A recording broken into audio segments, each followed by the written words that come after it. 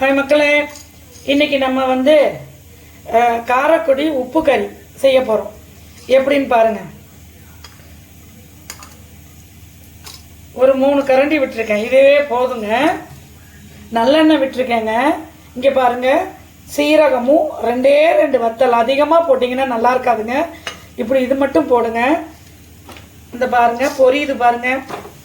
இந்த பாருங்க பொரியுதுங்களா? பாருங்க பொரியுது பாருங்க. இந்த அளவுக்கு பொரிஞ்சா சரி.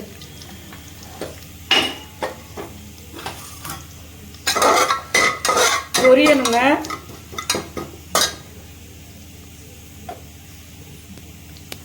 பொரிஞ்ச உடனே இப்போ கறி போட போறோங்க. இது ஒரு 1/4 கிலோ 300 கிராம் கறி. சின்ன சின்ன பீஸாக தாங்க போடணும். நான் எனக்கு டைம் இல்லை, பரவாயில்ல, இருந்தாலும் பரவாயில்ல ஓகேன்னு இருக்கட்டும்னு விட்டுட்டேன். இதுக்கு என்ன பண்ண போகிறோம், கொஞ்சம் உப்பு போட போகிறோம், கொஞ்சோண்டு உப்பு. ஏன்னா இப்படி தான் ஃப்ரையாக தான் இருக்கும், கிரேவியாலாம் இருக்காது, ஃப்ரையாக தான் இருக்கும். அதனால் உப்பு கம்மியாக போட்டுக்கோங்க. கொஞ்சம் மஞ்சத்தூள் போட்டுக்கணுங்க. இங்கே பாருங்கள், மஞ்சத்தூள் போட்டிருக்கோம். கொஞ்சம் தண்ணி ஊற்றிக்குவோங்க. கறி முங்குற வரைக்கும் தண்ணிங்க.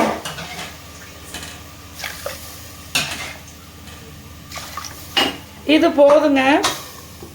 இது நல்லா என்ன பண்ணணும்னா, ஒரு 2 விசில் வந்த பிறகு அணைய போகிற சிம்மில் 10 நிமிஷம் நம்ம போட்டுட்டோன்னு வச்சுக்கோங்களேன், நல்ல கறி பூவாக வெந்திருக்குங்க. இப்போ அடுப்பில் வச்சு வேக வச்சு எடுப்போம், பார்ப்போம். பாருங்க, மட்டன் வெந்துருச்சு. இப்போ இந்த தண்ணியை வத்த வைக்க போகிறோம். ஒன்று ஃப்ரை நான் எப்படின்னு காட்டுறேன். இந்த பாருங்க, நம்ம எவ்வளோண்டு எண்ணெய் ஊற்றணும் அந்த சீரகமும் வத்தலும் பொரியறதுக்கு தான். இங்கே எவ்வளோ வந்திருக்கு பாருங்க. அந்த கொழுப்பும் கறியோட கொழுப்பு எல்லாம் சேர்ந்து எசன்ஸ் இதை சாப்பாடில் போட்டு பெரட்டி சாப்பிட்டிங்கன்னா ஆஹா சூப்பராக இருக்குங்க. பிடிச்சிருக்குங்களா?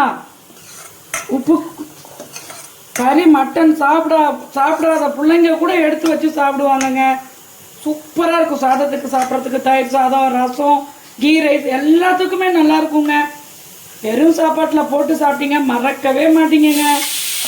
உங்களிடம் இருந்து விடைபெறுவது சிவகாசி பரமேஸ்வரி. லைக் பண்ணுங்க, ஷேர் பண்ணுங்க, கமெண்ட் பண்ணுங்க, பெல் பட்டன் அடிங்க, சப்ஸ்கிரைப் பண்ணுங்க.